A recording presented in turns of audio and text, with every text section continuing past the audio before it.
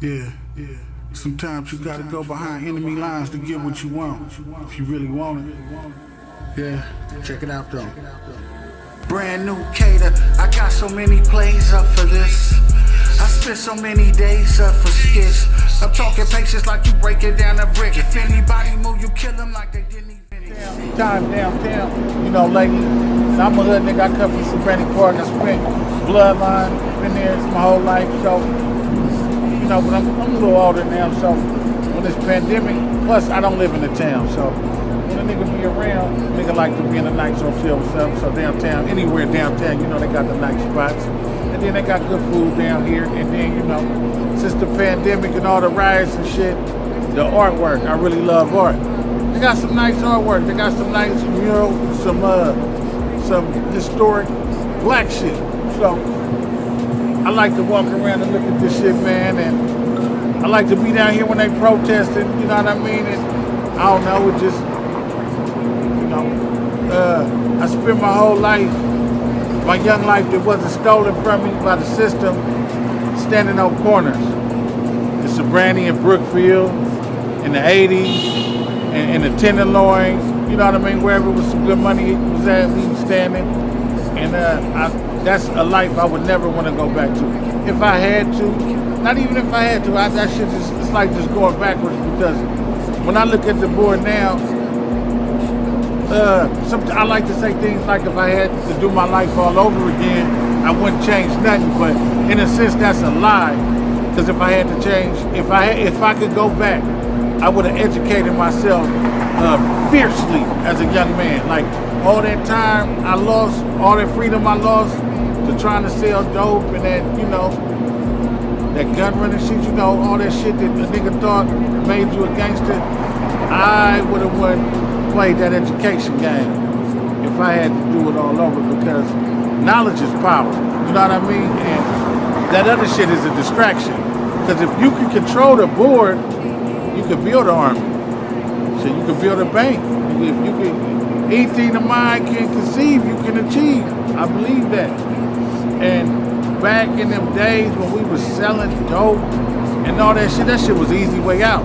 That shit was too easy to do. We should have knew it was a trick in it. You gonna let us get all this money, you gonna come back and take it for us, or you gonna kill us for running, or you know what I mean? That shit, it was too good to be true, in a sense. But that's why I like being downtown. Get back to that. And I don't know who's been drawing this shit, but some of the shit be looking like it's out of fresh out of motherfucking comic book.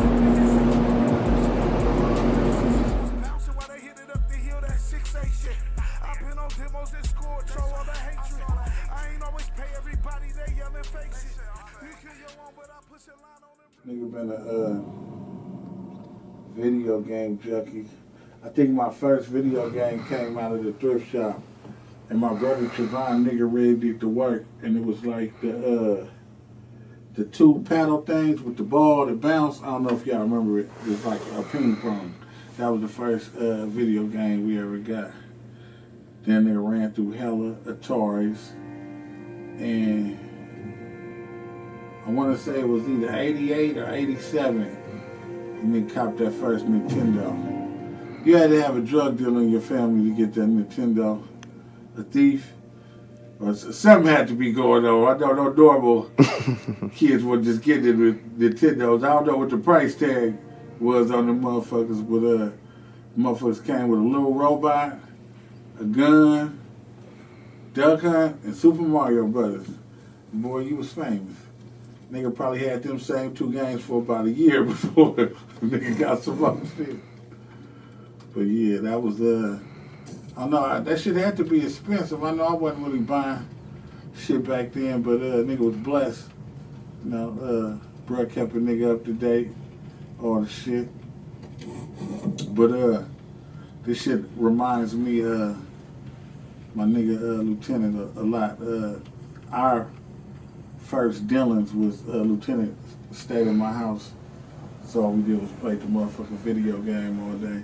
I don't know what I can't remember exactly what games it was, but probably was some Zelda, Super Mario Brothers, 10-yard fight. What else? There used to be double dribble, Tecmo Bowl, all that kind of shit. Nigga be, you know. I get these video games kept a young nigga out of trouble, because other than that, we would have been rolling around the hood shooting somebody up with a BB gun or some other form of fuckery.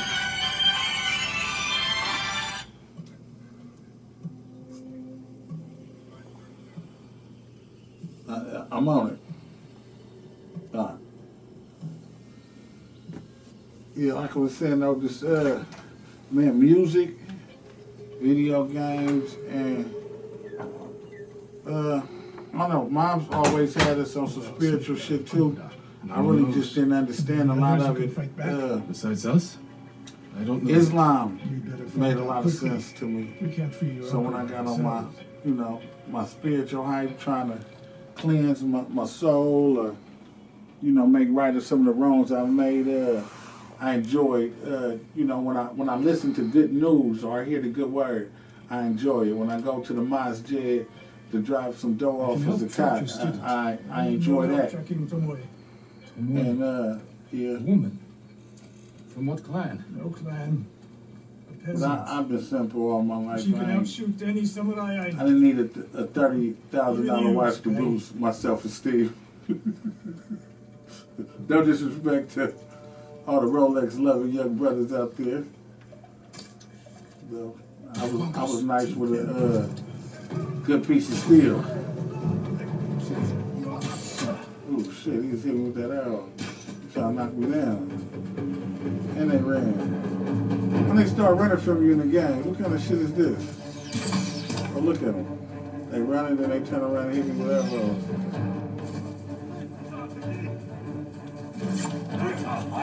Oh shit. They fought well enough at Komoda. So I play video games, so when I get the serial killer urge, like the white people, I can just go do it here and not hurt anybody. So if you white and you thinking that going out just shooting random people for nothing, go play a fucking video game. So that way, you really wouldn't be hurting nobody.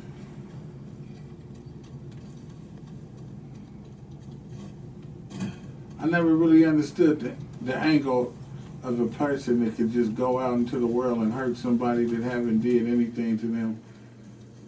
And especially like the cops, because like nigga, you supposed to protect and serve the innocent. But yeah, that shit crazy, man. Really probably shouldn't be no cops.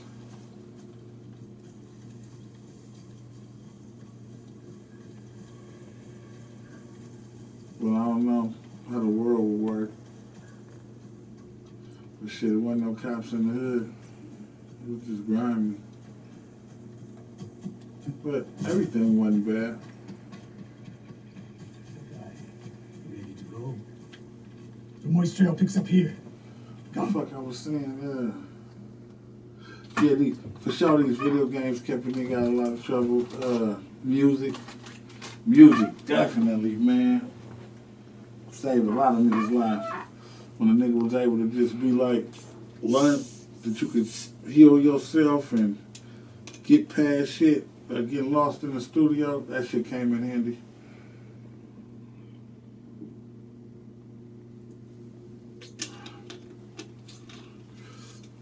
We had a lot of good sessions too. A lot of my sessions, nigga, we used to, especially since I just came home in like 2015, and we recorded twice a week at the Grill, probably like twice a week at SK Studio, and at every session was Lieutenant Real, Whip, Mike C, probably Lil Cedar, and a couple more good men, but that's a lot of camaraderie, being with your people and just cooking. And it's crazy because a lot of that music we still ain't even released. But the energy was irreplaceable. That's why, like, a lot of times Now, when I'm going to the studio and record, I'll be by myself because it's like I can never, I can't replace real. You can't replace certain. I can't replace Tay. You know, I talk to Tay every now and then. Shout out my nigga Taliban Tay, Seminary General, my nigga, my heart, my brother. But you know, we lost him in a sense a couple years back to a 23-year sentence given to him by the feds. You know, still in contact with my nigga, still take care of my nigga, all the shit ain't nothing changed. Yeah, the losses come in different kind of ways. And then the music be so a trip, because, I don't know. When you go listen to certain shit, you be like, damn, I was with this bitch then. You listen to a different set of music, I was with this bitch. Listen to some more music, and I was back with this bitch, and I don't know. It's like sort of like a time stamp. You know, when you go back, it's old, but you remember everything that was going on in the process of you making it. So it's damn near like you audio document history. Because when you listen to it, it brings you back to the nigga. I remember this session. I don't give a fuck. I don't need no email. Like when I listen to the music, I know, like, okay, this was 2016. Hey, this was 2017, or this was 2012. It don't matter. When nigga hear the music, nigga know what time zone it come from. And it'd be worse now, especially listening to the old music. And like, damn, we was in here doing this, and Rail slapped the shit out of this bitch when we was in the session. Because you know every session was hilarious. A lot of syrup sipping. It was a trip. I remember when I came home, I was in the grill, and I first met Mozzie. So like that nigga could barely open his eyes, nigga, but he was functioning. He was functioning, but it was damn near like he was sleepwalking. And this was way before he even made the song, but and he came in there and blessed me with a verse on the love.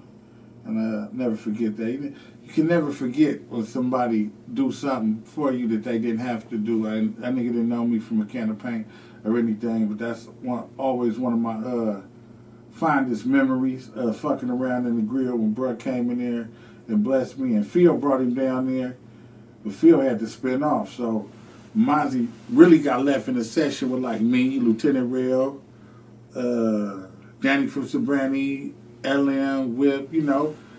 It was him and Mozzie, but they was comfortable, you know what I mean? You know, and it's kind of like, you know, shit, we done made a lot of people uncomfortable just being ourselves and not, you know, you know. But at the end of the day, Brody was comfortable, and it was a nice experience, and he blessed us. Shout out my nigga Mozzie. Yeah, man. Music shit. Nigga finally in a position where it looked like a nigga finally start making some money off this shit, cause the money a nigga been making, that shit can't pay no bills with that shit. At least not me. I've not been in a situation where I got a check big enough to go invest to start another new business, but it's starting looking like that now. I feel like All American Shooter Part 2 will be able to get the elements that a lot of my other albums didn't get, because the nigga been pushing by himself, and you know what I mean, trying to make it I believe in myself. You believe in yourself, you gotta do whatever you gotta do to make shit work. But you only can get so far if you ain't got that bag or that connection to the proper promotion, to the proper outlets, the proper video people, you know what I mean? It's a lot of shit. So a nigga find himself in a much better position where, you know, the kids and everybody took care of, and I'm in a position where I can put a $50,000 or $100,000 behind this project. And I always wanted to be there where I can just put myself, because I don't have Empire. You know, I ain't knocking Empire Ghazi and them and none of that shit, but yeah, everybody don't have them to go get their billboards and all that shit. Some people got to do all that shit out their own pocket. And I'm not knocking nobody. I'm just expressing myself. And I have Allah, and I have myself, and I believe in myself. So, you know, if I move to spend $100 of my own money on promotions, that's what I'm gonna do. You dig what I'm saying? Or I might go hit a lick and spend $100 on your money on promotions, nigga. And so it is what it is. But nigga, believe in yourself, man. It's my last album, and due to current events of losing my little nigga, I gotta tell our story. We gotta tell it, on the front line, man. Nipsey. I didn't know Nipsey was as deep as he was until after he passed. I had always liked his music, but I didn't know he was really trying to help niggas like that. Cause I would have knew Nip had all that shit going on. I would have been down there like, nigga, you the type of nigga I could fuck with. You the type of nigga I would want to sign. You know what I mean? But I don't know. I just was lacking, maybe, or sleeping a little bit. I kind of got up on Nipsey doing Crenshaw, and it was a dope ass album. But after he passed, a nigga kind of like just analyzed all the shit he was doing, and it was all positive, bro. It wasn't no fuck shit. It wasn't no I'm bigger than niggas, I'm shitting on the West Coast. Like, he was really trying to give niggas good games and put niggas in better positions and telling niggas they should be owners and shit. And I'd be like, we needed more of that up here, This shit rigged up here. I don't even want to speak on it. But at the end of the day, maybe a person such as myself can get in position and lead by example. And we only good as the next man that's up to bat. What the fuck? If I can hit a home run every time I come, but if I'm the only one hitting a home run, we could still lose the game. But if we teach every man that's coming up to bat next how to hit equal to myself, we got a much better team. But niggas wasn't thinking along them lines. You know what I mean? I don't know how niggas was thinking, but the outcome is always affected by what you put into it. If you don't water your grass or you don't feed your animals, they go starve. The grass ain't gonna grow. You know what I mean? So when you look around and you see shit fucked up, it's fucked up because a nigga didn't do something he was supposed to do. You know what I mean? Because your car ain't gonna wash itself. It ain't gonna put your car ain't gonna automatically put gas in it. There's certain things we gotta do. And when we stop doing them things, that's when shit fuck up. That's that check engine light come on. So when I seen that check engine light come on, I had to bag up. I say, man, if I'm a crash, I crash by my motherfucking self. I ain't hopping in the car with no nigga just to drive off no motherfucking cliff, nigga. I see, I know how to get to the bottom of a cliff without crashing off the top of it, nigga.